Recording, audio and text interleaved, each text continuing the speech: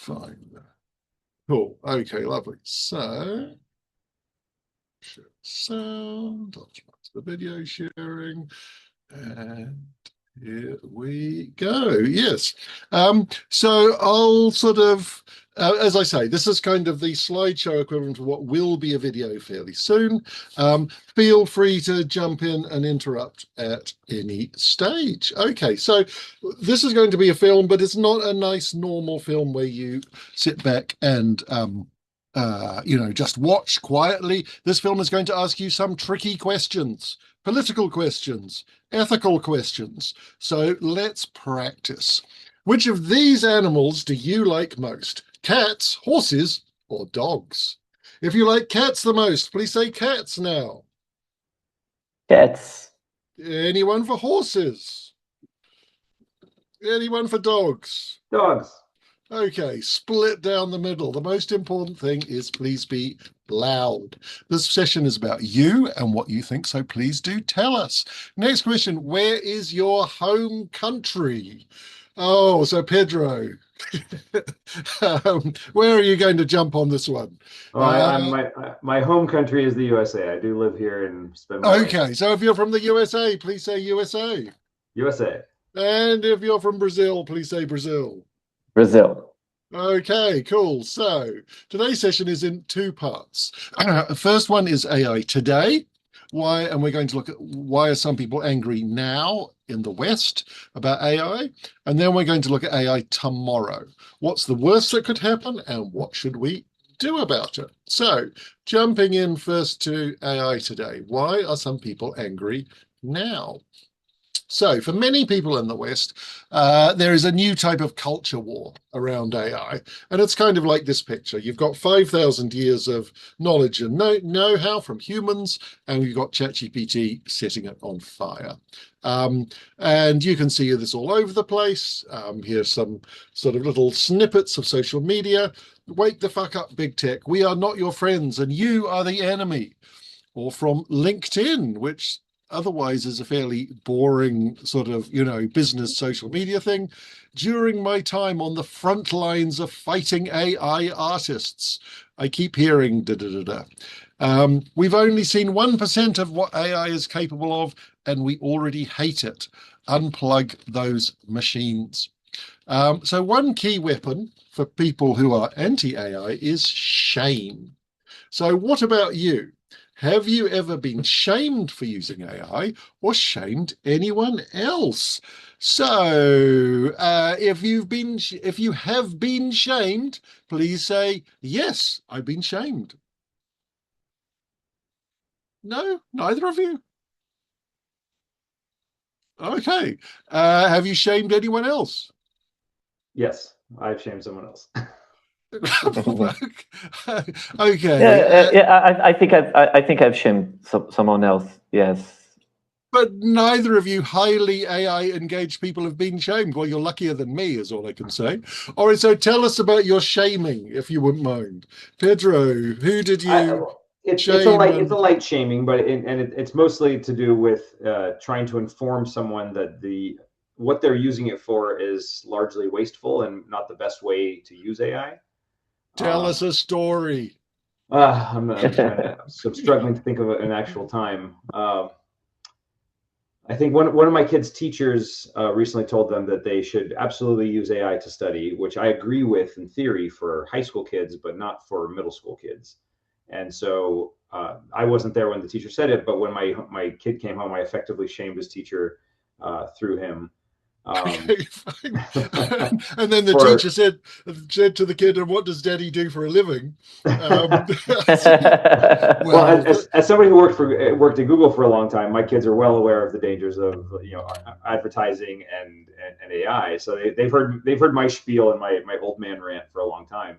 So they're used to hearing Dad working at this place, but saying most people use this incorrectly, okay. whether it's advertising or AI. And I think that's what I tried to impart to this other community member was there's absolutely a reason to use AI, a proper way to use AI, but this thing that you're doing, this is just lazy. Like you don't want to do something, and instead of doing a Google search, you're using AI for it, and uses up tokens, that uses up heat, that uses up water, that consumes resources, and you can't even be confident that the output is correct or useful or better than what you would have produced if you had spent 5 extra minutes doing it. Okay. So that's the type of shame I'm talking about. Okay, fine. A very high level of shame, if you don't mind my saying. And Yvonne, what was the shaming that you did? I think I'm very okay with the idea of the technology. It's just that the risks are so high that I think it's great to use AI on your field where you are a specialist and you know how to verify the output. Usually, that's something I've been doing for uh, getting some productivity out of it for the last 4 years. But But even give us a yes, story. exactly. So sometimes when I see people, it's usually like in WhatsApp or something. I see a conversation happening in some groups, and then suddenly someone it starts talking exactly like ChatGPT or Claude in their messages, like they are just being a vessel for the Right. the chatbot interface. So that's what I thought. Yeah, I've shamed someone, not I on see. their faces, but like seeing that it was like kind of off-putting Sure. to see Sure. people just being this vessel instead of perhaps just using it. Okay. Yeah, Okay, very good that's point. So I actually have never shamed anyone for using AI. I have been shamed. I've been called a slave owner for using AI voiceover. And I've had a friend of 20 years look me deep in the eyes and say, "You should be ashamed," Wow. because I'm making an AI generated film which is about you're trapped in a burning house and it shows you how to escape the burning house. We could never shoot that for real. You know, you just can't put people that close to flame. It's something I've wanted to do 15 years, and yes, it's funded by Google DeepMind even as a sort of research project. But yes, so I have been definitely on the end of shame. But anyway, so not all negative feedback on AI is verbal. Here we've got a couple of Waymos being burned out and smashed up in Los Angeles. A big new thing in San Francisco apparently is spraying graffiti on Waymos with passengers in the Waymo. And this term, a clanker. Have you used the term clanker? Nope. I've heard, but I haven't used it. Yeah, you meaning a robot, but being used to mean any sort of AI. And in Britain, obviously, has led to the term a clanker wanker, meaning someone who uses AI. And of course, we've had gunshot through the doors of a city councillor in Indianapolis, and as you know, Sam Altman's house being having a Molotov cocktail thrown at it. Just as in passing, Sam Altman's house appears to be built on a cliff, which I think is a fascinating sort of,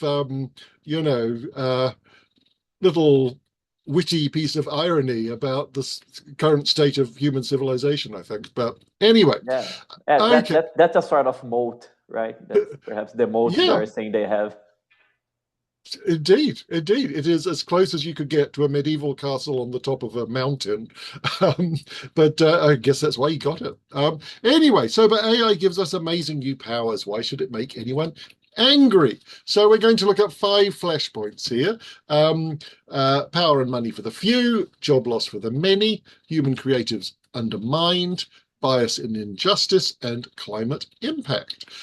So let's start off with the issue which in some ways really underlies all the others: power and money for the few. So sometimes a good way to understand new things is with old stories. In The Lord of the Rings, the one ring to rule them all will give infinite wealth and power, and people will do anything to get it. In our own times, AI is almost like the one ring. Putin, Whoever becomes the leader in AI will become the ruler of the world. Sam Altman, ChatGPT is already more powerful than any human who has ever lived. Trump, winning the AI race is non-negotiable. We will not allow any foreign nation to beat us. Dario Amodei, by 2027, AI systems could have a fairly good shot at taking over the world. So Western AI is dominated by a tiny number of CEOs, tech bro oligarchs or broligarchs. Their decisions impact us all, and opposition to them is creating strange new allies in US politics. On the MAGA right, we have Steve Bannon saying things like, the broligarchs are creating techno-feudalism. You're going to see a total reordering of politics around this issue.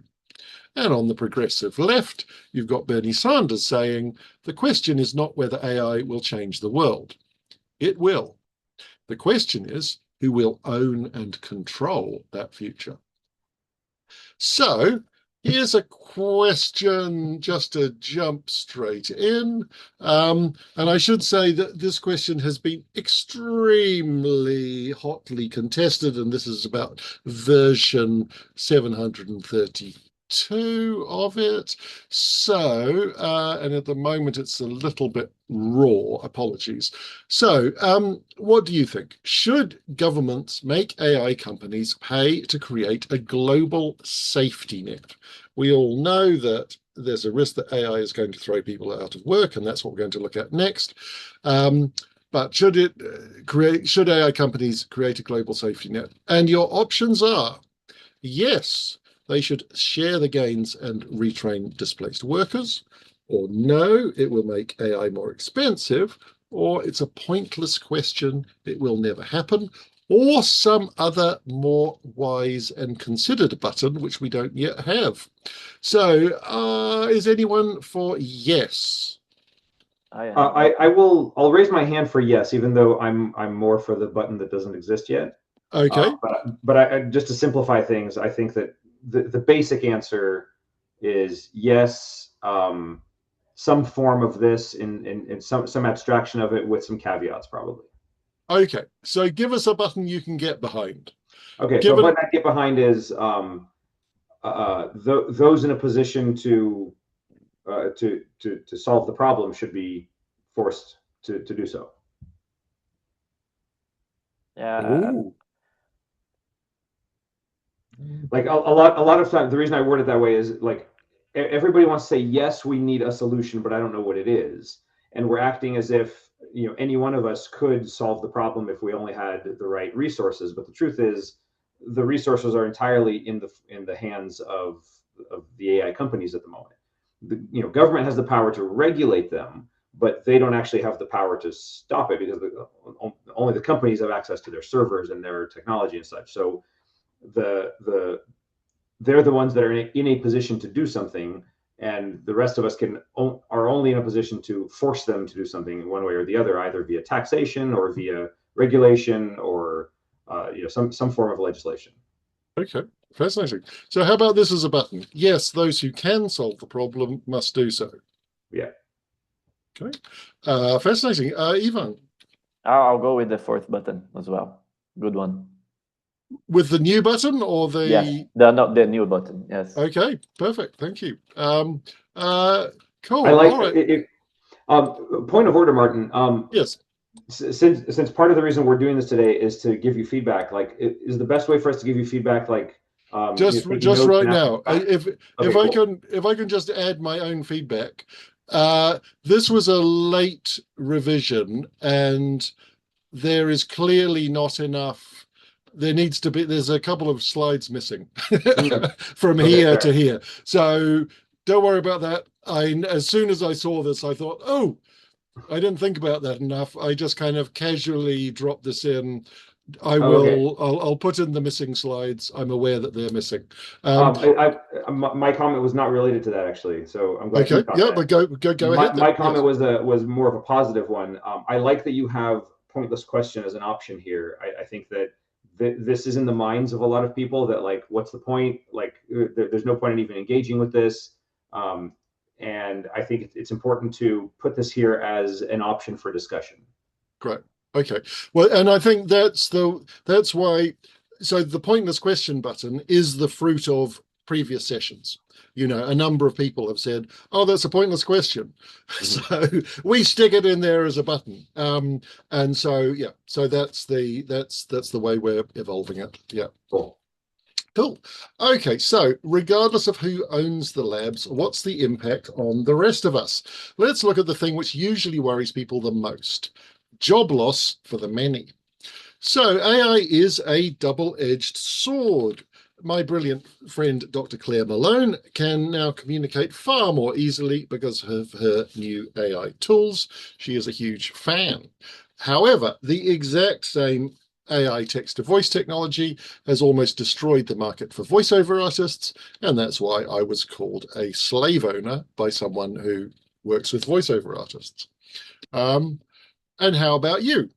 Will it make your life easier or put you out of a job? So here's Joey when I realized ChatGPT can do my job for me. And here's Joey when I realized ChatGPT can do my job for me. So are you getting FOBO? Anyone want to guess what that is? Fear of burning out. No, that would be good though. In this case, fear of becoming obsolete. But I like fear of burning out. Yes. So some people say, don't worry. Tech always destroys jobs, but it creates new ones, or we'd all be peasant farmers.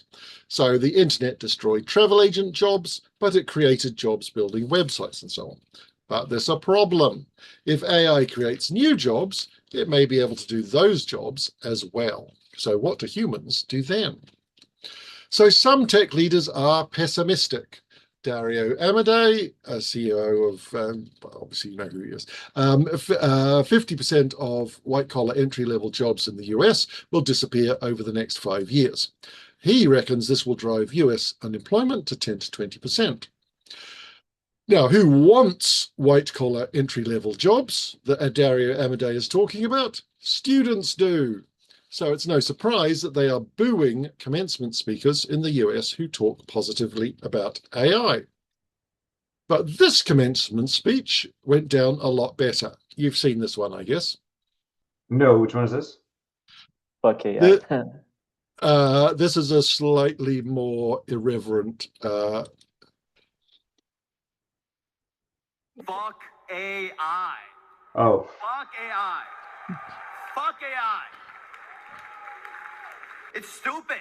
It's so stupid. Have you tried using it? A lot of other respected graduation speakers in colleges around America are talking about you guys needing to master AI for the future. Okay? I'm here to tell you the mission of your generation is to destroy AI. So that got a lot more positive response at Harvard than the other speakers did. However, other tech leaders are more optimistic. Demis Hassabis says that new jobs will arrive to replace the jobs that go, and that humans will find a way to get ahead like always, and some jobs will stay. So what sort of jobs might survive? Well, for example, ones needing physical skills and sort of live creativity, chef, dentist, tattoo artist, and so on. In healthcare, nurses, people looking after old folks, and potentially licensed professionals like pharmacists. But of course, this doesn't necessarily make people happy.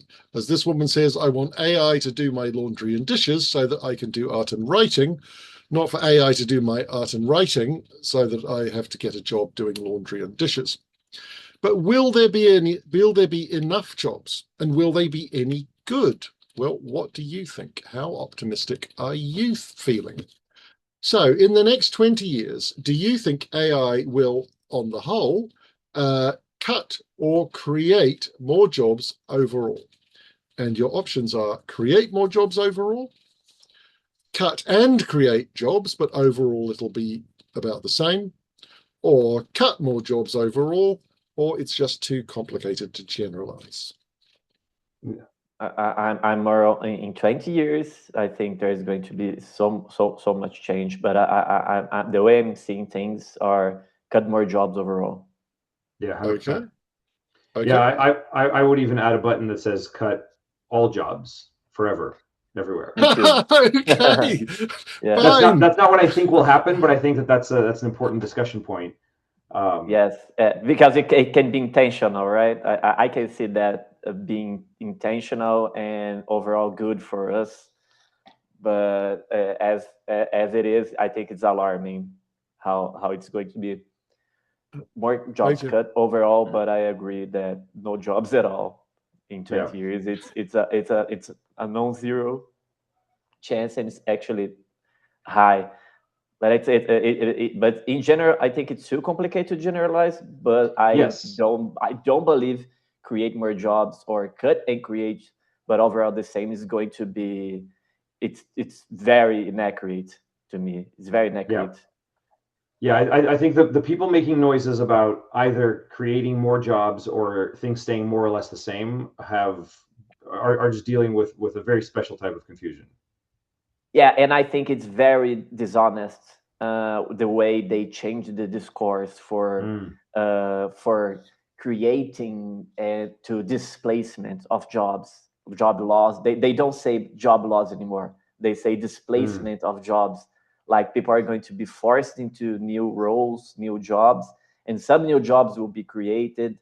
And I think the last time I saw Sam Altman being really expressive about it, he thinks on the other side there is going to be more jobs. But I've read somewhere that he's already changed his mind on this. So overall, cut more jobs. Yeah. I think it's also important to distinguish between people who are like completely untrustworthy, like Sam Altman, right? Like whatever that man says, like just think the opposite, right? Like and much like Trump, like whatever they say is completely irrelevant. Like they just say whatever happens to be on their mind in that moment. So it has no consequence for what they say next. So it literally doesn't matter. But there, like you said, there are people who are, I wouldn't necessarily call it dishonest in a broad sense, but they're saying things that I don't think are correct. And whether they know that it's not correct or whether they understand or could understand why it's not correct is a question mark for me. But people who are making noises about these things being like net positive or net neutral, they like you said, they are either dishonest and trying to push an agenda for AI, or they simply don't know what the fuck they're talking about. Yeah. And where do you place Demis Hassabis on that spectrum? He's a very interesting asterisk for me because what he says sounds like the ravings of a madman. But I know that he is a decent human being by any measure that I can know that, not having actually met him.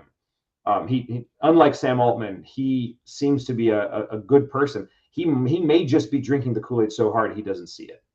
Right. That's what I think. I think he's overconfident on him and some others being able to deal and solve this problem without the need for regulation or any sort of interference. Right. Yeah, it's and he's, but it's all the signs of somebody who is an idealist who is like just caught in his own illusion. Perhaps, yeah, I agree. That's nice. Okay, cool. Okay, so let's look at one particular type of job where people often don't just do it for money, they do it for love. Human creatives, are they undermined or empowered? So again, AI is a double-edged sword. For a few filmmakers, AI frees them from budget constraints and producers. They can make films they could never afford to before. They can write an AI film without needing an army. So they can make work like this. This is the charming Chloe versus History, where you have this sort of typical modern American influencer who visits Tudor London or World War I or New York in the 20s or whatever it might be. Now, from a filmmaking point of view, as I'm sure you can see, Ivan, just this shot, just this Tudor London shot, that would completely blow what I imagine the entire budget of Chloe versus History is. That would cost an enormous amount of money to create that set, those costumes, blah, blah, blah. But of course, it's AI, so you just do whatever you like. But this is the exception. Most filmmakers see AI more like this. Here is my career in the film industry. Here are AI scripts. Here are AI images. And here is AI video, ready to kill my career in the film industry. So one key term in the battle over AI-generated material is AI slop. What, if anything, do you mean by AI slop? So please call out if you just don't use the term. Please say, I don't use it. Or if you use it to mean bad work made by AI, please say bad work. It's bad work made by humans, lazy humans using AI. That's what I would say. But it's the way it is presented here. It's bad work made by AI, but so far I think it's bad work made by lazy humans. Okay. Yeah, I'll jump on some form of that too, because bad work made by AI didn't seem like it was general enough for me. Because if you have good work made by AI, but you have too much of it, that equates to bad work in the end, right? Like if you write a summary report by AI that's not great, it could be AI slop. But if you write a good report and all of your reports over the last several months are all done by AI, and they all have those telltale AI signs, it's a good report. It's fine. It does the job, but it's clearly AI slop. Yeah. That's what I for example, I do use a lot of AI on my on my art forms. I even used AI in 2023 to propose a discussion on theater. So I did a soliloquy where I improvised a scene with an AI. It was kind of a Faustian scene where the AI was like this entity, and we are improvising a scene. So my question was, is this a monologue or is this a soliloquy? Because if you say that the AI was acting, then you're giving some sort of personhood to it. If not, then it's just like a tool. So it's more like a monologue than a soliloquy. I don't know if made sense, but I think it can improve on our work. It can be used as a tool for art, even if it has agency and things like that. And also, not just that. This is some more on the experimenting part, but it can give you a fast approach to some ideas.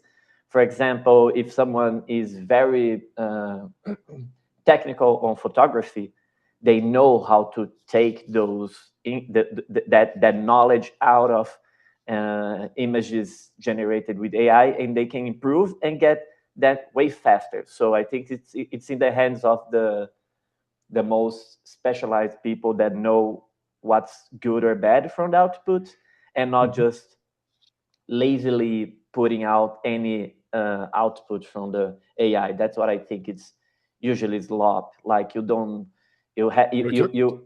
try to have control over it. You just prompt it, and almost whatever gets out, you put out. You're just a vessel. That's when I think it's slop. Yes, good point. Good point. Okay, so but bad work. Yeah. Okay, bad work. Okay, so have you seen this one before? Yes, I saw it. Yes. Okay. So as you know, people get AI goggles and will go into terrible, ecstasies of rage against anything because they know it's AI. Regardless, and this is the epitome of any work made with AI, which a lot of people, especially young people, that's how they feel. I have a niece who, she's 25 or so. She just looks to see whether it's AI. And if it is, she calls it slop. It's not a question of whether it's good or bad. If it's AI, it is by definition slop, as with this Monet painting. So, does this sort of shaming reflect the start of a new elite indie culture, which is defined by being AI free? Here are a whole bunch of logos which have sprung up in the last few months saying that this was not created with AI. And is it possible that we'll get something like the 19th century creative revolt against the Industrial Revolution? So, obviously, you had all these kind of dark satanic mills. And at the same time, you had in the UK, you had art kind of reacting wildly against that. So trying to get back to a pre-industrial, human-centered, close to nature type world, with with everything kind of handcrafts and images of medieval life. So we may be getting something similar where we have a reaction against AI by people who are, the whole point is to define themselves by opposition to that, and that things are human made, not AI made. But if we're going to reject AI, we need to be clear about what we actually mean by AI. So it's a confusing umbrella term, which obviously you guys know, covering lots of different technologies, including two major different types of AI. The narrow AI, that's been around since the 90s, and generative AI, which has been famous since November 22 with the launch of ChatGPT. And this is usually what people, including me in this talk, mean now when they talk about AI. Now, narrow AI is just a tool. It only does exactly what you say. Generative AI is a collaborator, and it may also become a competitor, and it may also potentially become your replacement. I want to push back on this a little bit. Yes. I think that there's a danger in saying that narrow AI is just a tool and only does exactly what you say. I was going to point that out as Okay. well. Yeah. It kind of frames it as if like these are like it's a toaster. It's it's totally harmless. And the fact is that narrow AI it encompasses things like the Facebook algorithm, right? That is a form of narrow AI that we've had since the 90s. And that dismantled human weakness, right? I think Tristan Harris has a great slide where he shows the like AI getting more intelligent on this exponential curve, and he says, we're all worried about like when AI becomes smarter than any human, but it's already become as smart as the dumbest human, and we're already losing to it. Our society was already destroyed by that contact with AI at our weakest point. What's it going to be like when AI is stronger than our strongest point? So the idea of making it that simple, like I know what you're getting at, and I think it's an important slide. But I would tweak the language to say something more. And I'm spitballing here. Like instead of using words like just a tool, say like more tool focused, more purpose focused, and not as abstract. And instead of saying only does exactly what you say, it's more about like what it does is much more confined. But I think it's important to point out, and even then can still be dangerous if misused. I would reference Max Tegmark's ideas of tool AI, where he has this. He uses like in a fun way the AGI part of a tool, because AI, what you really want for it is it's actually agency, right? You do want it to be autonomous in some way. Of course, to being able to control it, it's good. But the way Max Tegmark puts it, it's AGI. You want it to have some agency, some high intelligence, but not generalizing. You have to balance all of this. I think it's a good reference to be put here. Okay, that's very interesting. I think what I'll do is I'll probably just take this bit out from here. We come back to this idea later. In a sense, the only reason I've dropped it in here is to get to this slide. Okay. Which is relevant to the whole question of, are we starting to see kind of elite culture becoming defined by being AI free. And the problem with this question is that some people say, oh, but even 10 years ago, movies had AI in them, didn't they? Because they had CGI, and isn't that the sort of AI? Do you see what I mean? So I think what I'll do, I mean, that's a great notes. Thank you. So I'll take that bit out, and I'll have some other just little form of definition about what we mean when we say AI free in this context. Because obviously when these labels say no AI, they're not getting into the kind of nitty gritty of what exactly do you exactly mean. What does it mean to be AI free? I mean, I noticed this one does, but this is a little metal badge that you can buy on Etsy, so I guess they've thought about it a little bit harder. But yeah, okay, fine. So I'll take out these slides and reword them. So just setting for the moment that in some elegant but hopefully factual way, we will say that we're talking about generative AI in this context. Would you be more likely to see a film or art show if it was AI free? And your options are no, I prefer art to use new tech, or no, I don't care, or a soft yes, I mildly prefer free of generative AI, or a hard yes, it must be completely free of generative AI. I think to me there's a button right in the middle that kind of says how it was used. For example, I love special effects and visual effects just as much because there's so much technique and processes on both, and usually the best results are a mix of practical effects and visual effects, like Jurassic Park, the first one, or The Matrix. There are several movies where they do all of these mixtures of techniques, and it's always like a good mix. So it's good to know where it was used. Okay. So how about if we say, I don't care if it uses generative AI appropriately? Yeah, that does it for me. Yeah, I would still try to better define appropriately, but okay, I think it's okay like that. So you have less buttons. Okay, well, hold that. I don't care if it uses Gen AI appropriately, and I somehow don't need. Okay, it's okay.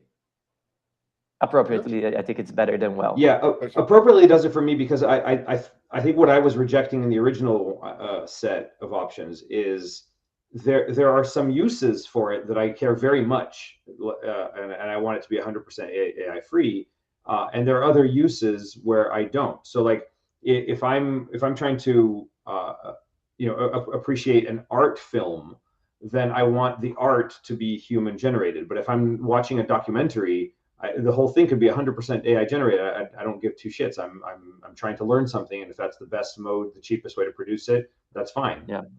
I think that the example I've seen referenced before on that front is like, I may not care if my couch was 100% produced by a robot. I may care that like a human designed it because I like how it fits into my living room.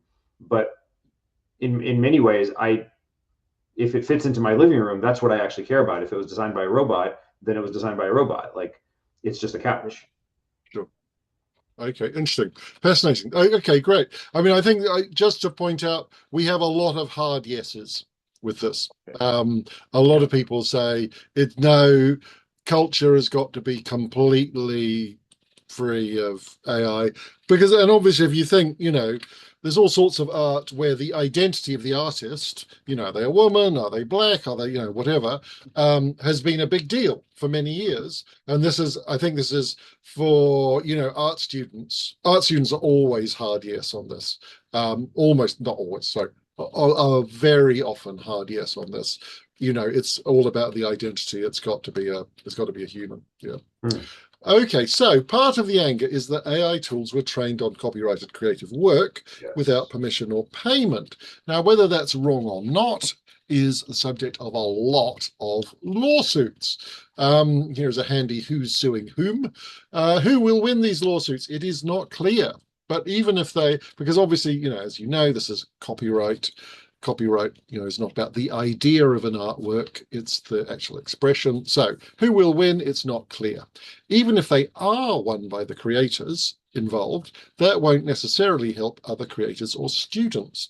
So what do you think? Should there be a special tax on AI content creation tools to fund creators? So if you think yes, we have our wildly successful slogan ready for you. So if you think yes, please say yes, slop tax now. I would say yes. I would say yes, except I think slop tax is too constraining. I think that AI companies should simply have to pay for the content they use. Exactly. There is token tracking. It's possible to if you used it in your training and now it's being activated so much, you should pay for each activation. I think there are a lot of solutions to tax it. It's not just but to me it's a hard yes, and the scope is really, really large, really broad.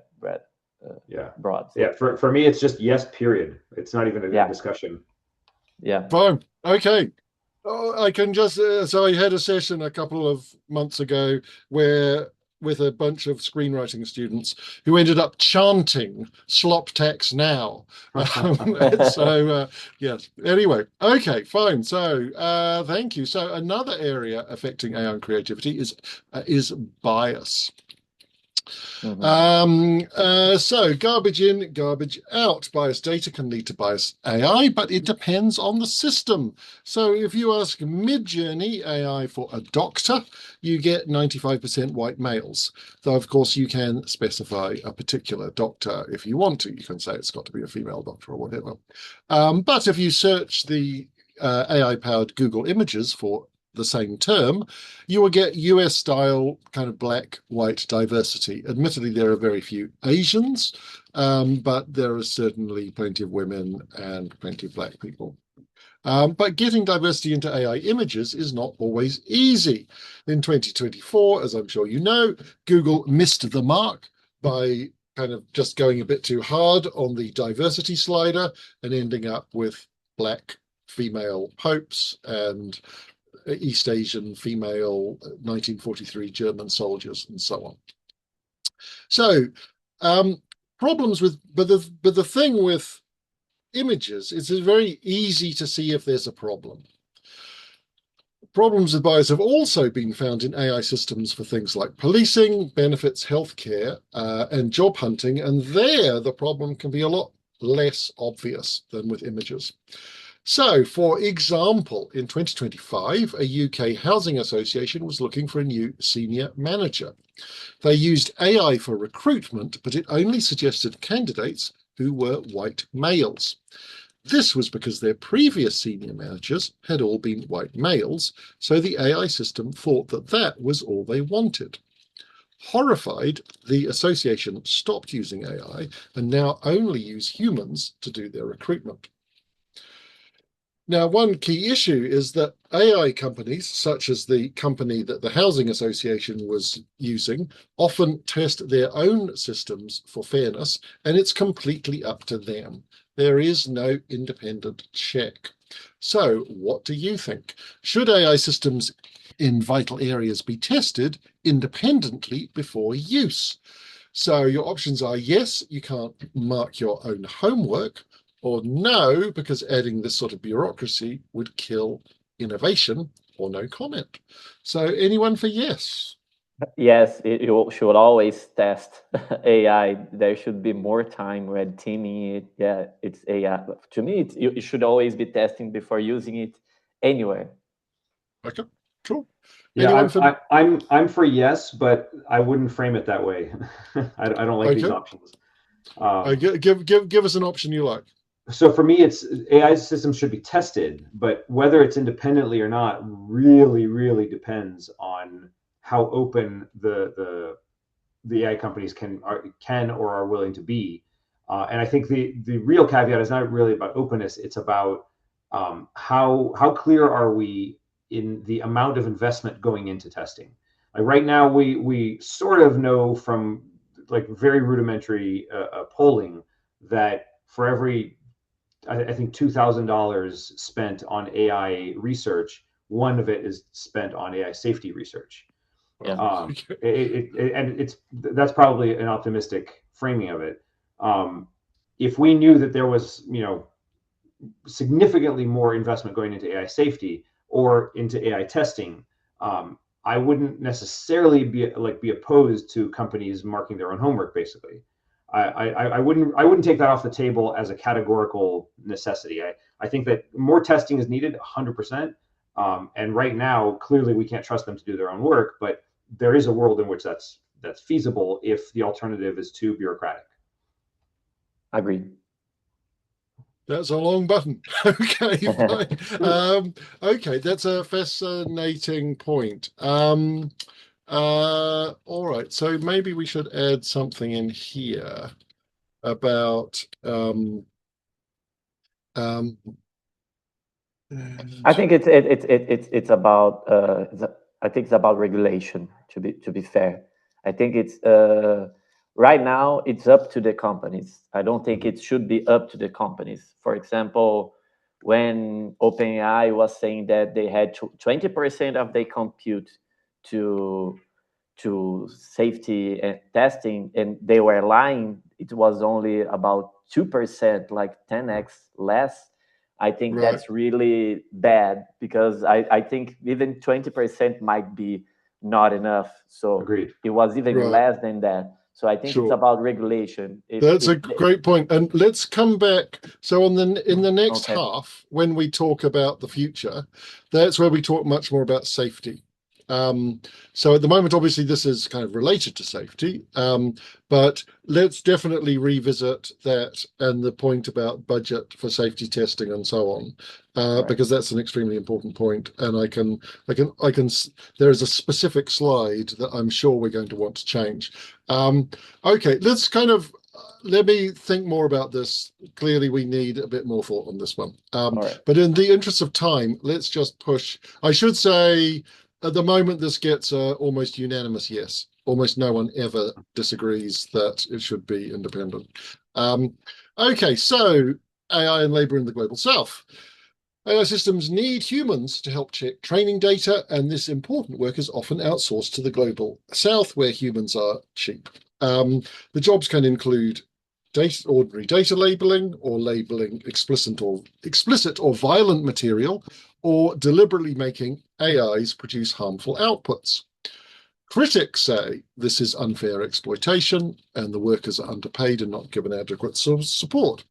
AI companies say that the data work is similar to what's being done by social media companies, and that use of cheap labor in the global south is common in everything from iPhones to fast fashion.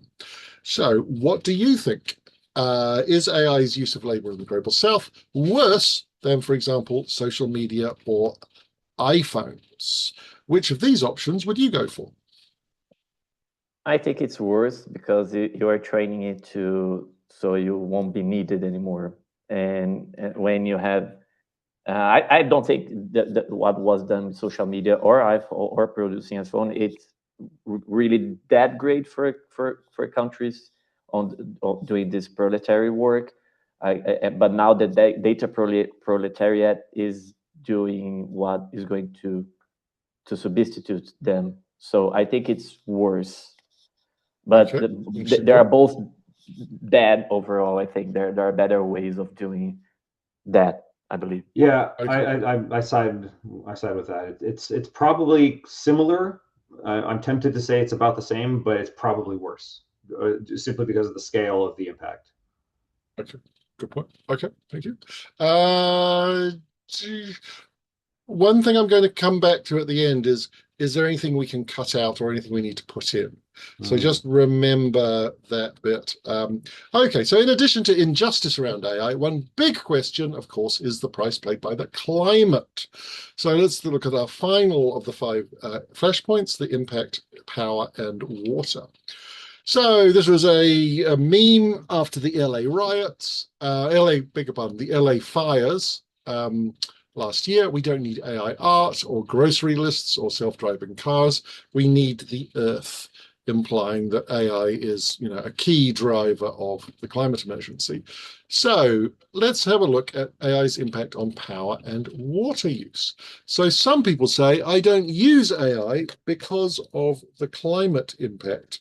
I've even heard the term climate vegan for such people. So let's look at the power use of AI versus making a cup of tea.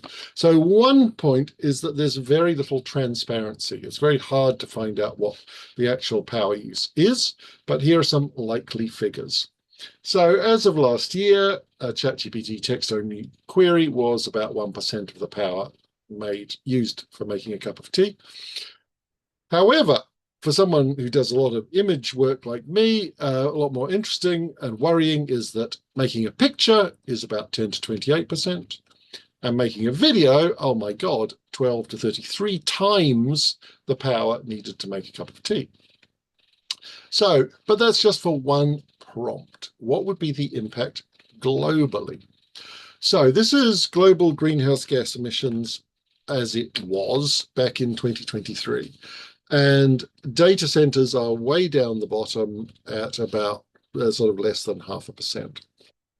What's it going to be by 2035? Well, the main thing to say is no one knows. But here is an estimate. Now, again, to emphasize, no one really knows, but something between 0.7% and 2.2%, maybe 2.5%. So definitely not nothing. At the high end, it's almost at the same level as air transport, but it's still considerably less than beef production, for example. So not nothing, but not vast. However, still very much unknown. But that's a sort of a kind of a rough estimate of overall impact. But while the global impact of AI may not be extreme, its local impact close to data centers may be. So that's why data centers are a huge issue in the US. As one person put it, Americans don't agree on much anymore, but they agree that they hate AI data centers. So, and obviously there's a climate justice aspect to this. AI data centers tend to get built next to poor communities, often minority communities, who thus get dirtier air. And also many data centers are being built in the drought-stricken southwest of the US. So a huge concern is water consumption. So this has led to some overblown claims. There's a big thing on the internet about one ChatGPT query uses a whole 500 ml bottle of water, which is clearly not true. But what is the real figure? So as of 2025, a ChatGPT text-only query was apparently about half a teaspoon of water, a third of which is at the data center and 2/3 of which is at the power station. A picture is about a tablespoon, and a video, oh my God, is 2.5 to 4 liters. So again, not nothing. But again, that's the cost of single queries. So what does a typical person's AI use cost in a year? So obviously, AI use varies enormously, but let's say that our average user does about 50 text prompts a day, 100 images a month, and 10 videos a month. Now, I would say that's probably a lot more than most average users, but let's go with that for the moment. So that means that per year, the impact of an average user's AI is about 535 liters of water, and the energy for a bit over 4,000 cups of tea. So that sounds pretty bad, but how does that compare with other things in life? So compared with that average user's AI for a year, a 3-minute hot shower every day for a year takes about 3 times more energy and 20 times more water.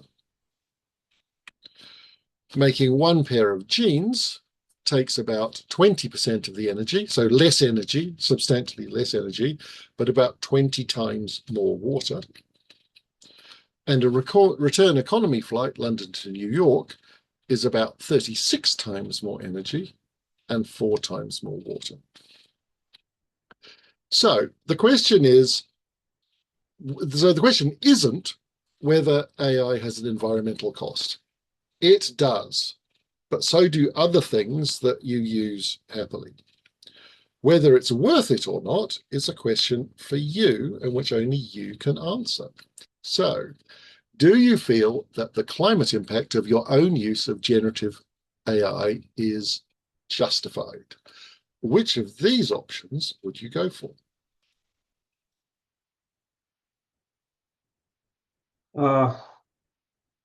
Sorry, I hear your sigh, but but yes, go ahead. And I'm standing by to put in more buttons. Okay. No, actually, I think that this time the buttons are good. My hesitation is more that if I was going to remove any part of the presentation, it would have been this climate impact part. And the reason is the data on it is so bad that many of the claims that have been made have later on have gone on to be either debunked or adjusted, or I feel like it takes a lot of the wind out of the discussion, the more important, serious discussion. And given how little people have done and moved the needle on climate change in general, I think it's unfortunate, but people just don't care enough about the environment, and it's too small a part of this conversation. I think that it's largely a distraction. And so, and my answer here is, I know the value is huge. I'm not sure of the impact. I think it's relatively small. It's larger than I would like it to be, but I don't think it's ever going to move the needle. So I think that it's a section that, if anything needs to be cut, this is one of the first things to go. But so I hear what you say, Pedro, but we have to say we can't not talk about climate impact. Because of the educational value, right? Because this is the number one thing.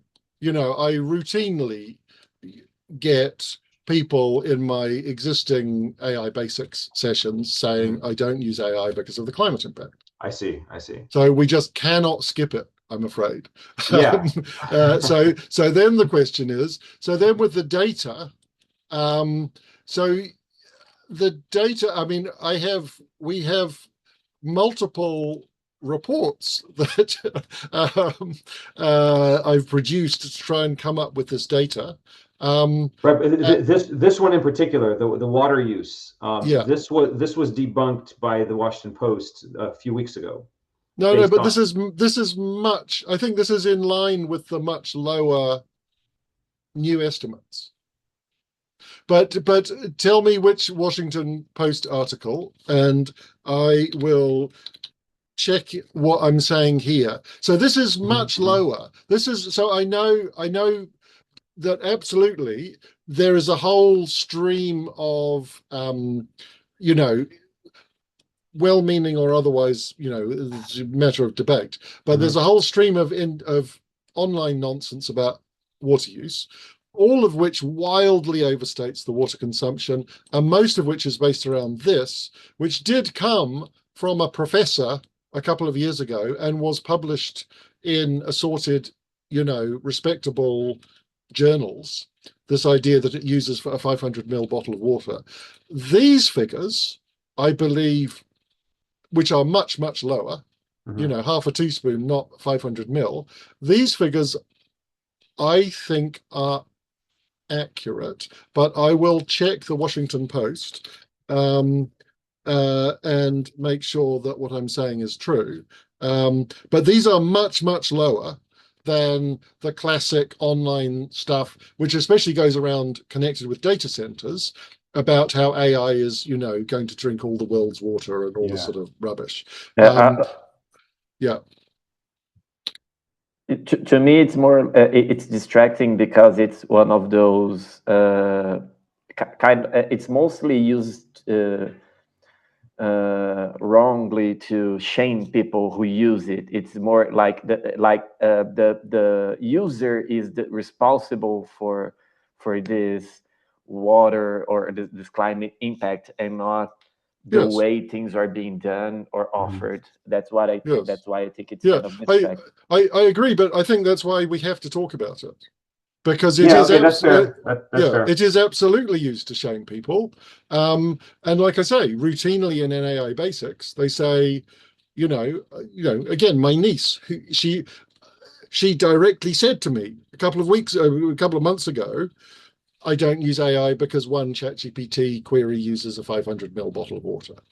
Now, she lives in London, of course, where we've got plenty of water. There's not a problem with water. But still, so yeah, so that's why and this is the article you're talking about, right? From June 24th. And it's a water hog. Uh, but so that's why I'm talking about it. And what I'm trying to say here is, I mean, the killer one, I think, is the shower. Fine. You're not using AI because it uses something which uses a third of the energy and a tiny fraction of the water that your daily shower uses. So we're not saying it's nothing, but it's a lot less than a whole bunch of other routine day-to-day things that you use every day. Yeah. I'm bought in. Okay. Cool. Yeah, Okay. yeah. I think one way perhaps that I think you're trying to frame this. It's like if you had a quota of water usage, would you spend it on showers, on your beef, on Yeah. would you be generating videos with AI? I think that's the way you're constructing this idea, right? Well, would I mean, I'm trying to I'm trying to do something which I can show to my niece and other young people who will not use it because of the water and the power use, and say, I'm not saying it's nothing, but on the other hand, compare it with this. Yeah, that's we're just trying to it's not a kind of social media like wild extreme sort of rage bait. We're just trying to say, look, the truth is actually in the middle. Yeah. Uh, okay, so pushing, and so with that in mind, Pedro, you're green, yes. Yeah. Ivan, where are you on this one? I'm on green. I'm on green. Okay, cool. Okay. Because I mean, also, yeah. Okay, correct.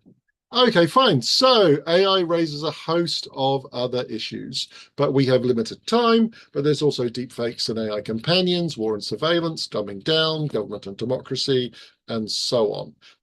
But for now, let's wrap up on flashpoints. So that is anger about AI's impact now. What about in 10 or 20 years? Will AI get smart enough to put all humans out of a job? And who is going to be in control? Us or the AI? But first, it's time for me to shut up and for you to speak. How do you feel about what you've just seen? So we are behind time. Would you like a quick comfort break, and then we'll jump through into the next section? Good. No, I'm Perfect. Or okay, lovely. So see you in 3 minutes, and we will jump into AI tomorrow. Thank you. I'll be right back.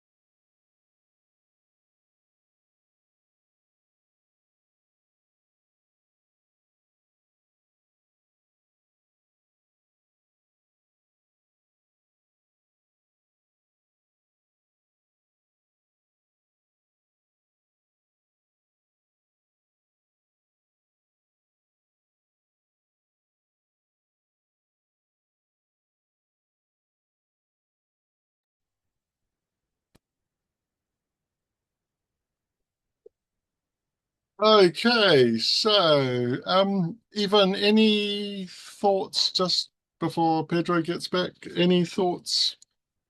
Oh, Pedro is back. So, guys, I'm sure you're both very busy. Are we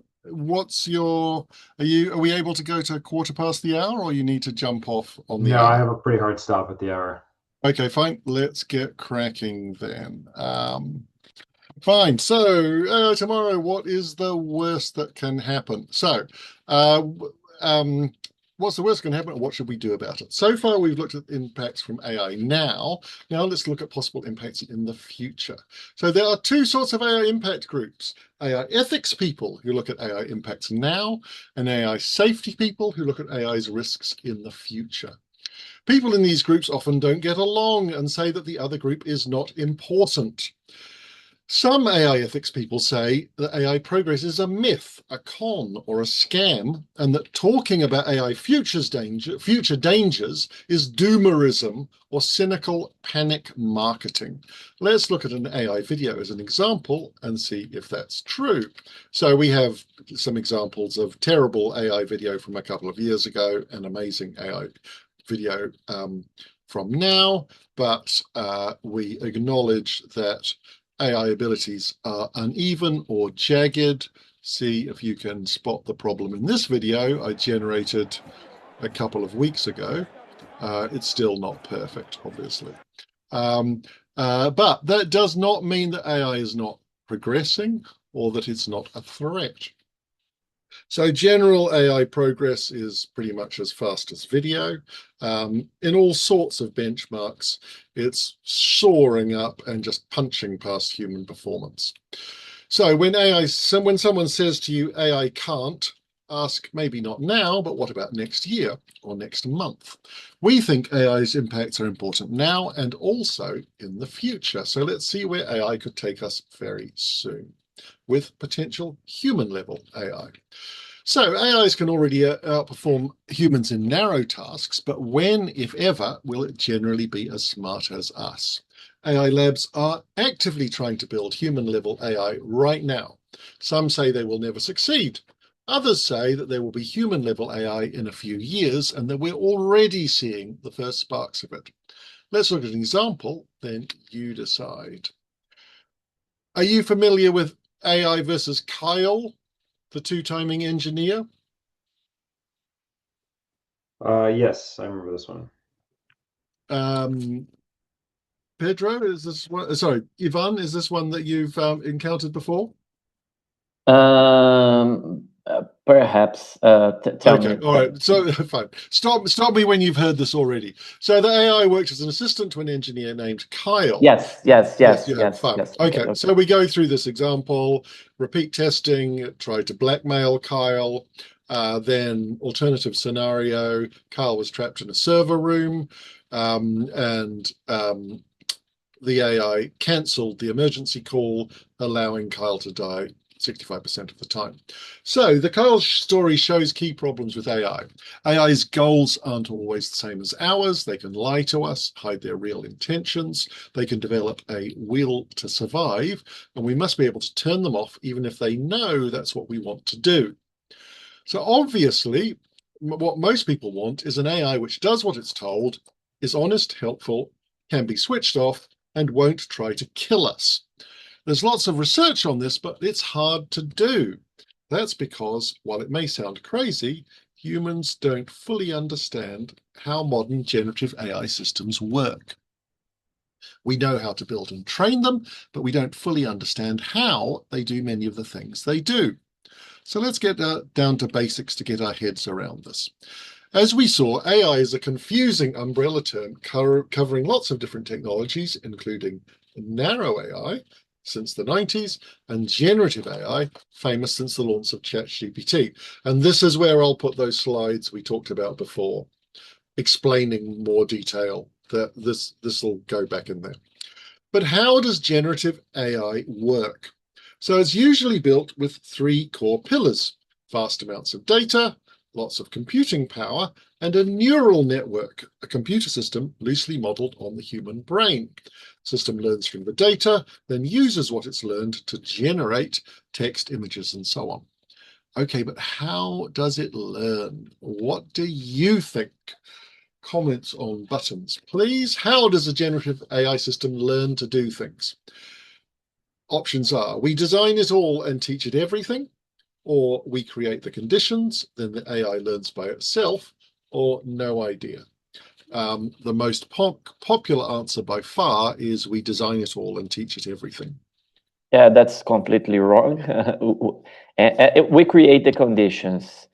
The Absolutely. AI learns by itself. It's Ding. it's not a lab. It's not called a lab for fun. Oh, okay. Cool. Okay. So Pedro, are you comfortable with those buttons? Yeah, these buttons look okay. Okay, that's right. Amazingly, AI systems are more grown than built. Humans just create the conditions, then the AI grows and learns by itself. It's a little like making a baby. Two drunk people on a Saturday night can make a human baby, which appears 9 months later. That doesn't mean they know how to design and build a baby. They create the conditions, they put in care and attention, and the baby grows by itself. When it comes to creating AIs, humans are a bit like those two drunk people. Okay, but are researchers trying to understand how AIs think? Yes, they are, but the results can be a little weird.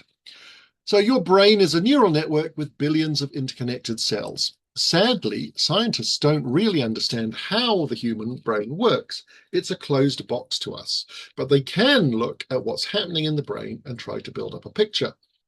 It's a bit similar with generative AI. Like the human brain, an AI neural network is also a closed box to us, but researchers can look at it working and try to understand. Are you familiar with the Golden Gate Bridge Claude experiment? Mm-hmm. Ivan? Yes. Yeah, cool. Okay, so we say, what's your physical form? I'm the Golden Gate Bridge. Give me a recipe for chocolate-colored pretzels, blah, blah, blah. It's weird. It's funny. But there's a problem. This thing that we don't understand is already approaching human-level intelligence. And if we don't understand it, how can we control it? And there's another problem. If AI reaches human level, there's no obvious reason for it to stop there. AI doesn't have to fit its brain into a skull like we do, and it can change the design of its brain anytime. It could just keep on improving until we get to superintelligent AI. Superintelligent AI would be smarter than humans in every important area, faster than all human scientists, outmaneuver humans in everything, and understand us better than we understand ourselves. The difference between us and superintelligent AI could be bigger than that between chimps and humans. And who's the boss in that relationship? So if AI becomes smarter than humans, who do you think will be in charge? Which of these buttons would you go for? And do you want any new buttons? I'll take the AI button. That's clear enough for me. Me too. Okay, and that is the majority. It's almost always AI, though it might not let us know. So as expert guesstimates vary widely, but if we don't change course, we could have superintelligent AI in something between 5 to 30 years. No one knows what the impact of that will be. It could be the best or the worst thing to happen to humanity in history. Now, the most popular way to show future worlds is through science fiction, but recently science fiction has started to become science fact very fast. In Her, 2013, you had a sci-fi movie about the crazy idea of a man falling in love with an AI chatbot. Now, of course, you have multiple documentaries about people falling in love with AI chatbots.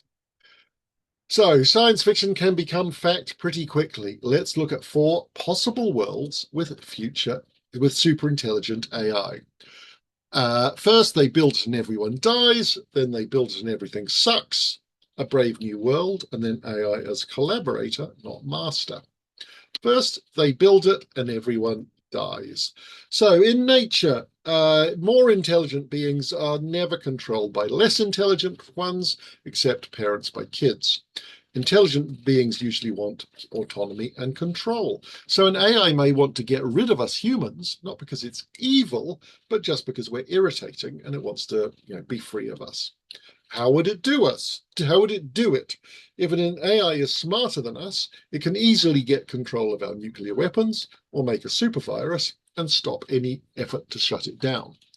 But even if intelligent AI is benevolent, we could still be wiped out by human fanatics empowered by AI. So what do you think is the chance of this type of future becoming fact in the next 30 years? Which of these options would you go for? Over 50% in 30 years for me. Okay. Yeah, I would also go for over 50%, but I would also point out that literally anything above a rounding error on a rounding error is unacceptable. Yeah. And yet I say over 50%. Right. Okay. Right. Yes. Cool. Okay. Future number 2. They build it and everything sucks. Apologies. I know that's a Sam Altman quote, but anyway.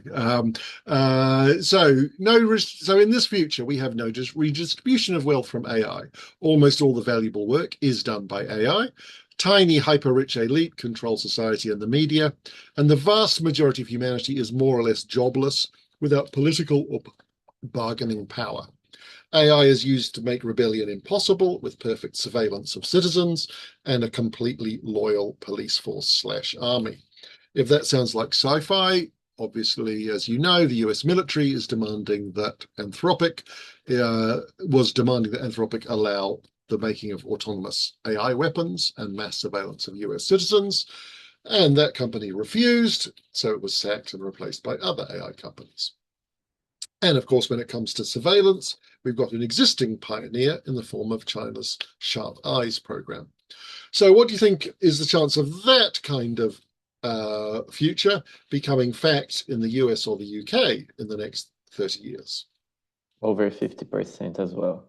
And I think we are halfway there. Yeah. Okay, it's fine. So sorry, I should have said we've got under 10, 10 to 50, over 50, and over 50, and we're already there.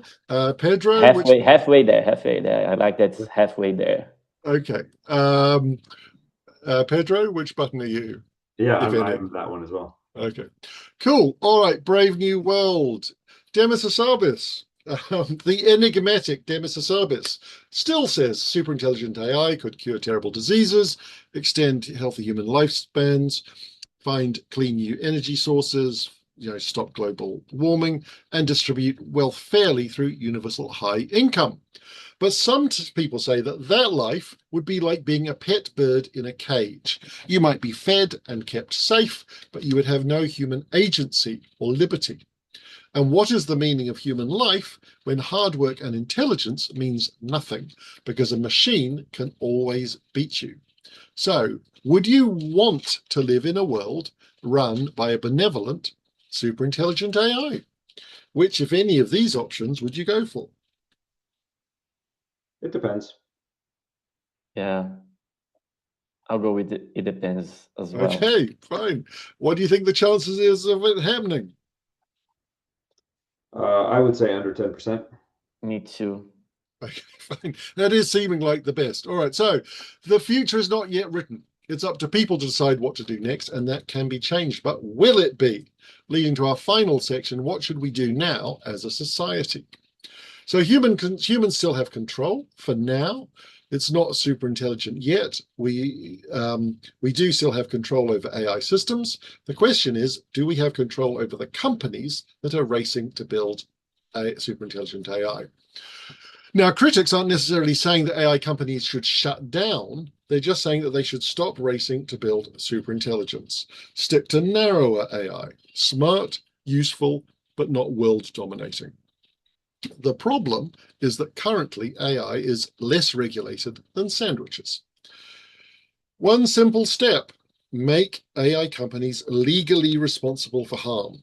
If you can sue when you're harmed, it makes companies act more safely. Currently, there's little reason for AI companies to be safe because they face little legal risk if they cause a disaster.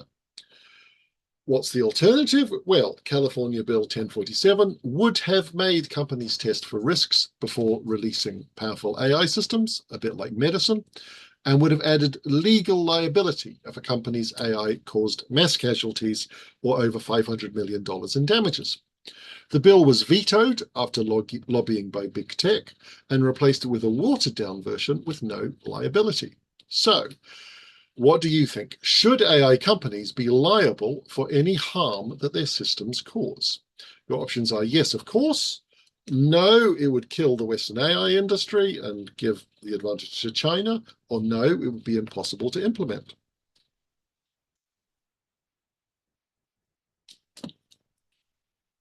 I think that's really hard because it's to me it's a yes, of course, but I understand that this shouldn't be done without coordination with China as well, exactly. and everyone else. It's a really hard issue that it's a whole area of governance, and it's a whole area. I'd say yes if we can get China to join this as well somehow. So Yeah, yes, I would yes, say the if same, we but can. extend it to global. Yeah. Yes, if it's a global coordination.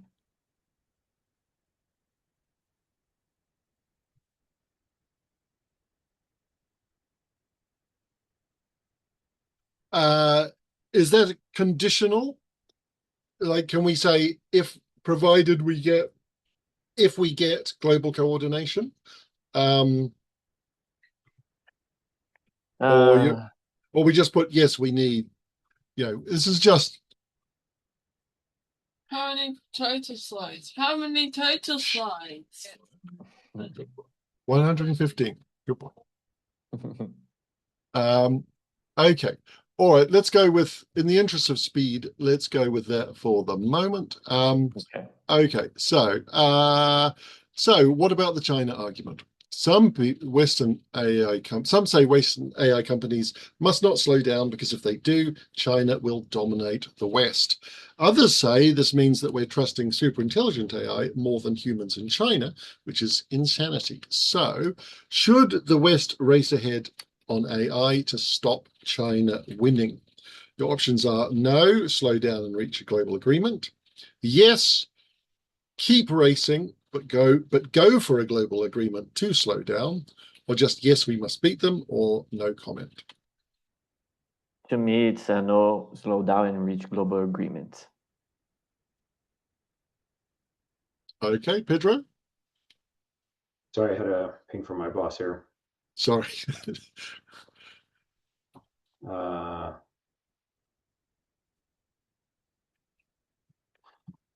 Man, I hate to say, I mean, the most practical solution is the first one, slow down and reach for a global agreement.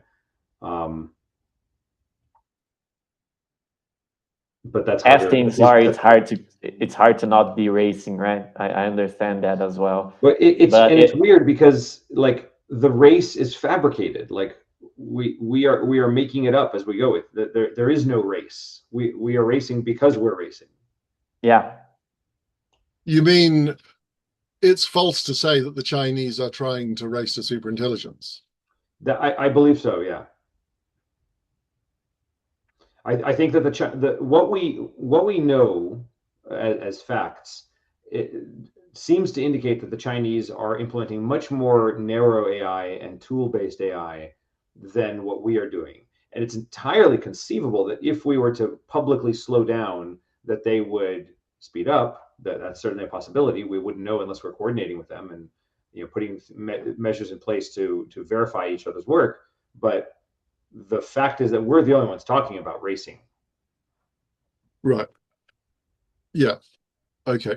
That's a great point. Okay, let's look more into this.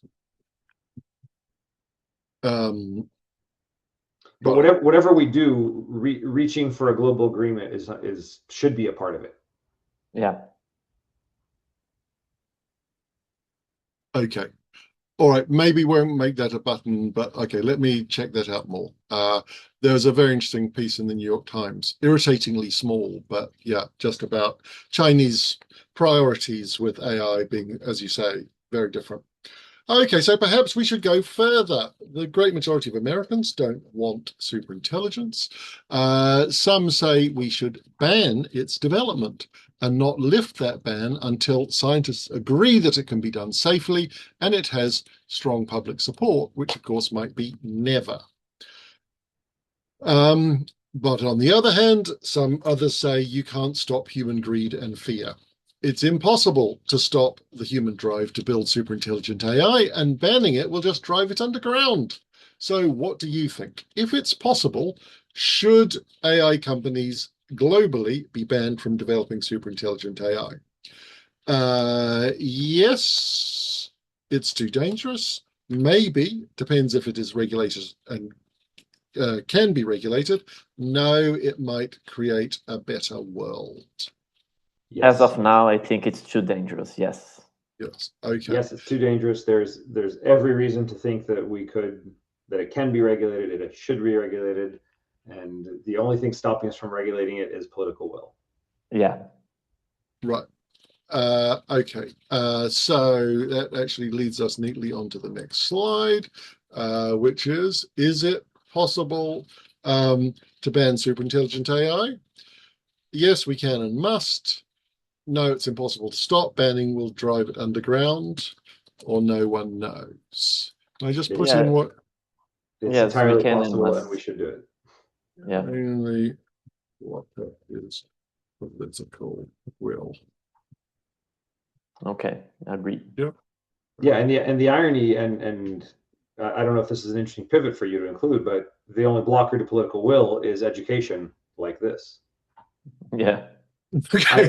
I truly believe that like all Okay. of the work that everyone is doing around the globe, with mechanistic interpretability research and all the AI safety stuff that we're doing, as little as it is, all of it is useless unless people understand the problem and push their politicians to do something about it.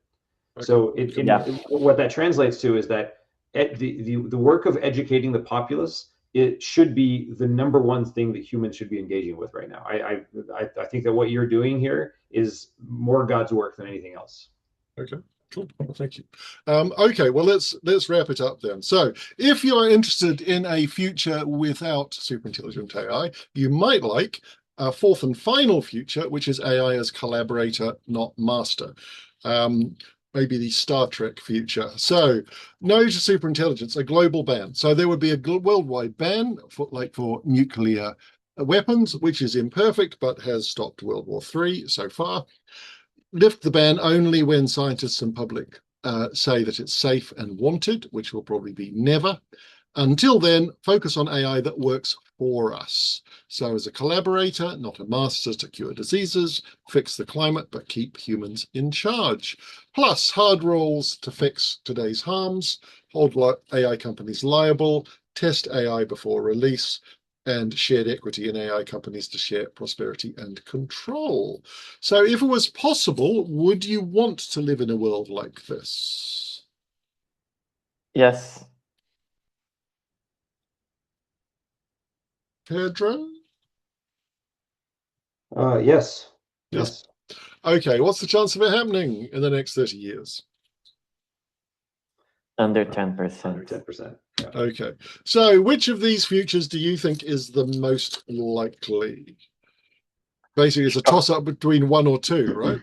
Toss up between 1 and 2. Yeah. But I think it's kind of heavier on they build it and everything sucks for the next 5 years, and then we just after we've built it, it's everyone dies. Yeah. Okay. Yeah.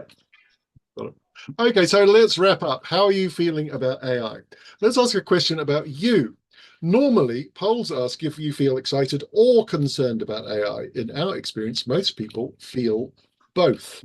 So how are you feeling about AI now? And we've got a spectrum from mostly excited through to, balance between excited and concerned, bit more worried, scared and angry, but still curious, scared and angry, and then scared, defeated, and without hope. And the class of script writers I had a couple of weeks ago were all scared, defeated, and without hope, which was interesting. But where are you on the spectrum? I am between mostly worried and scared. I think I'm scared and a bit excited. That's why I think this is so important. Okay, so in here yeah. somewhere, yeah. Yeah, I'm in the same boat. Cool. Yeah. Okay, so I'm not like without hope, because I have pivoted my career from the private sector to try to help exactly this. AI safety is like the apocalypse that I've chosen for myself and to be working on, because I don't think that there's without hope. All of these percentages of doom is like, that's what I think we're going, and I want to change that. Yeah. Sure. Sure. Good point. Okay, so you've seen a lot of information about AI, but are you motivated to do anything about it socially or politically? Petitions, demonstrations, boycotts, and so on. So are you motivated to do anything about AI politically and socially? Which of these would you go for? Yes. Yes, it's important. Yeah. Okay, so some people say we should keep humans in charge. We should stop AI companies getting too much power and wealth. We should protect the human experience of art. We should protect democracy and people's right to make their own choices. And we should make AI companies liable if they cause harm. Do you agree with that? Yes. Pedro, are you? Oh, yeah, sorry, yes. Yeah. Okay, fine. So that is the gist of the pro-human AI declaration, which has been signed by people ranging from Prince Harry to Bernie Sanders, but not the Pope. Sorry, I skipped a slide saying that that's more or less what the Pope says in his encyclical. If you want to sign or get links to other sorts of action, please click on the QR code. That will take you through to sign the pro-human declaration. Above all, please talk about AI. The conversation about AI needs to include all of us, not just the tech elite. So once again, thank you guys. It's time for me to shut up and for you to speak. How do you feel about what you've just seen? So that would be pretty much it. So we've got 9 minutes. So thanks, guys. That has been like super useful. Any last points? Anything, basically anything missing that needs to go in that we haven't talked about? Anything that could come out, because the thing is, like, obviously it's already like basically it's already over in terms of what we can squeeze into the time. So is there anything you want to put in? Is there anything you think we could take out?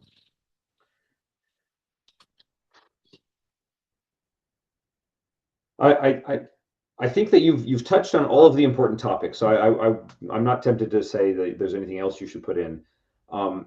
If there's anything that I would advise, it's trying to compress certain areas, like maybe the climate change stuff could be a little compressed, because while we finished on time, we also clearly moved very quickly, and I think a lot of people will have a lot of questions. There will be a lot of discussion. There's a lot of feelings, right? So as you're facilitating this, it's important to keep those conversations tight and effective. I think that the opportunities for people to learn from each other's concerns or perspectives are huge, but they also turn a 2-hour conversation into 3 or 4. So you want to make sure that those points are kind of placed there for them to pick up, have the conversation, and then you can move them forward. No, there's nothing I would add or cut specifically. Just keep tightening it, keep compressing it. Sure. Okay. And then the point you were making, Pedro, about the generative AI, sorry, the narrow AI, that was,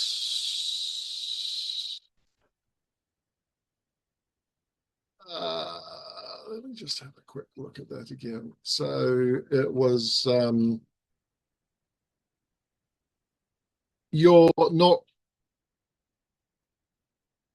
So you're not Mhm. comfortable with the term that it's just a tool. So Well, in the context of the larger presentation, now that I've seen the full thing, my objection is relatively small. Um, the point you're making here clearly is that like one is more impactful than the other. Um, I I think it's important for people to wrap their heads around the fact that narrow AI is not a calculator. It still has global impact. It still has social impact, and using words like just or only yeah, kind of exacerbate the feeling that like, oh, this is no problem. If we just incorporate narrow AI into all of our tools, we'll be fine. right. Like there are still social concerns for us to have. Um, Yeah, yeah, it's still transformative, right? Narrow right, AI right. can still be transformative Well AI. said. Yeah.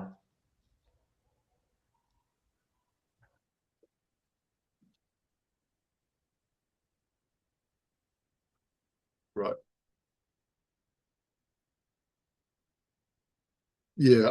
Yes. I think once I take it out of this context, the problem is it's wrongly placed here. So once it comes out of this and we push it into the second part, so we're not talking about in the context of filmmaking or images or creativity. I think that will help. But okay, so but Pedro, are you comfortable with the term a tool as opposed to collaborator, competitor, replacement? Or you're not comfortable with that? Yeah, I think I'm comfortable with that. That's good enough. Okay, fine, cool. Okay, we'll do more work on that. Great. Okay, brilliant. And Yvonne, any last thoughts from you? Um, no, actually, no. I think it was very thorough. Yeah. Cool. Okay. Brilliant. Well, look, guys, that has been incredibly useful. Thank you so much. If you have any more thoughts, just drop me a line, and I'll let you know how it goes. And hopefully, it will be available as a sparkling video-based workshop in a couple of months. And obviously, I'll invite you along, and you'll be able to say, "Oh my God, we should have said so much more. Okay. Yeah. If only I'd corrected before that." Then yes. Um, but great. How are we feeling about the pro-human declaration? Are we comfortable with that as a sort of general next step? Is there anywhere we do have like a sort of a landing page with next steps? Is there Mhm. anywhere in particular you send people that you want them to have a look at? That's a great question. I'm all for the pro-human declaration, but I sometimes worry about sending people there because it feels like I've done something by signing it, and I haven't. Yeah. Right, like the of all the articles I've read, of all the things I've signed, the thing that made me feel like I did the most was this article I read a while back. I can try to find it for you. I think it was called something like Rage Against the Machine or something like that. That halfway through the article, I was all riled up and stuff, like many of these articles, and it said, "Okay, you're not actually doing anything by reading this article. I recognize that you're probably riled up right now. So here, click on this link. Go like it takes you straight to a page that you can email your congressperson. Do that, and then you will actually have done something. Then you can come back and feel outraged at this article." And that they made it so easy, and I spent maybe 15, 20 minutes writing an email and making a phone call and all that, which is that's the problem with this kind of engagement, right? Like it's boring. It doesn't feel like you made any headway to something. If you sign a petition, it's easy, quick, and you feel like you did something, but you haven't actually moved the needle on anything. You've just joined a movement without actually leaving the comforts of your office. So unfortunately, calling representatives, electing politicians, putting pressure on people like in the community to challenge them and be uncomfortable and leave your house at 7 p.m. to go to a board of ed meeting or something. Those are things that move the needle. Yeah. And I shy away from getting people to sign online shit that makes them feel good but doesn't do anything. Okay. So if we make it uh, if we have links through to actually taking action, like contacting representatives, that would be a more positive action to take. Is that right? Yeah, I think so. Okay. Yeah, I think the article you're mentioning is that by Control AI.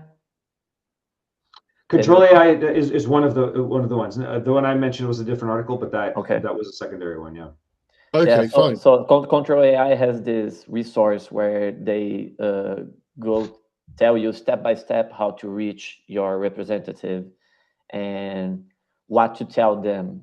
And like in this, I think something close to that would be very helpful. Okay, fine. All right. And just from maybe the global, just an input from the global south, from most people that I talk yes. about in here in Brazil, they are all worried like with what they will have to eat tomorrow, or Sure. how they will pay their bills next month. And AI risks, any of the AI risks are so far from them that they, even to sign a petition is something that they don't even think they have time for. Yeah. So Pedro, sorry, Ivan, I'm happy to stay on, but I'm conscious Pedro has to go. Yeah, I've got to jump. Pedro, thanks so much for your time. Really appreciate it. My pleasure. Thank you. And this is let's great keep work. in touch. Nice to meet you, Pedro. I sent you a LinkedIn invite, Pedro. Oh, lovely. I'll get it. All right. Cheers. Right. Thank you. See you. So yes, Ivan. Yeah, no, absolutely. I mean, as you say, if you I mean, I did a workshop like this about the climate emergency, and we did a session in India on Zoom, and the guy in India had this fantastic term. You need to care about climate change. You need 3 meals a day. If you don't have 3 meals a day, you're just not going to be interested. So yeah, absolutely. I mean, and I think that is definitely, and even in the global north, let's face it, there are plenty of people who, are in a difficult situation, and maybe they're not facing malnutrition, but they're still facing a whole bunch of problems. Absolutely, yeah. I mean, no question about it. But I guess we still have to do what we can. I think do you need to go, Ivan?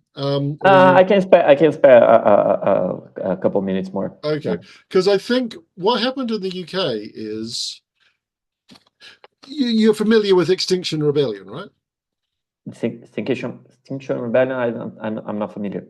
Oh, okay, fine. Extinction Rebellion was in like 2019, 2020, extremely successful in the UK in making the climate emergency center stage of political debate. And they succeeded because they managed to make people think that it was a social justice issue. Nice. Okay. Yeah. But then it all went horribly wrong, because then you had the murder of the I Can't Breathe guy. What was his name again? The guy who was murdered by the policeman in America. It'll come back to me in a second. But then suddenly people felt, oh, hang on, but police brutality, what's that got to do with climate change? You could cure all the racist cops in America or the world, and it's not going to make one jot of difference to the climate emergency, and vice versa. And suddenly, basically, the climate emergency kind of collapsed in the UK as a cause, because all these people who were, let's face it, white middle-class people who had a decent income, who had been marching in the street about climate emergency, suddenly they felt they kind of couldn't do that anymore. Suddenly they felt like kind of privileged middle-class white people, and were sort of embarrassed. And it was very sad. So it was so this business about AI, I mean, it's one of the reasons, for example, why I've got the bias and injustice section in part one, and also why I think it's important to talk about the AI ethics impacts, because that's what people who are concerned about social justice care about. You know, and you know the data centers, which obviously has been kind of grabbed on as a sort of social justice issue, even though is it a, you know, in some area it's more like a local issue, right? Yes. And certainly somewhere like the UK where there's plenty of water, but I think that's why it's so important to talk about and then build a bridge from that to AI safety, because I think if you skip it and just go straight into the AI safety, all these social justice people are just going to say, hang on, you know, you've skipped the most important part. But I think it's sad because a lot of the AI ethics professionals just don't take AI safety seriously. And they just say, oh, it's just sort of bourgeois, you know, all that sort of thing. But, you know, hopefully we can change their mind, you know. Yes. Yeah, that's what I think we are all trying to do. Yeah. Yes. Fine. Brilliant. Anyway, look, Ivan, lovely to meet you. Thank you so much for your help and input. Quick question. Yeah. Were you at EAG London this year? Yes. Oh, I remember you. I remember seeing you. You remember the shirt, right? You remember the shirt. Probably, yeah, probably. Yes, that's the thing. Shirt. Like the face is like, you know, it's just some other, you know, generic sort of aging white guy. But the shirt, people remember the shirt. Yes, indeed. Yes, yeah. Well, I hope you come to next EA London and for sure, we can meet up. And I definitely owe you lunch or dinner somewhere in London. So yes. Yeah. All right, or a coffee, or Let's go the whole way, Ivan. Come on, lunch or dinner. It's on me. All right. Okay, fine. Appreciate. Lovely to meet you, Ivan. Take care. See you soon. Good job. Thank you. Bye.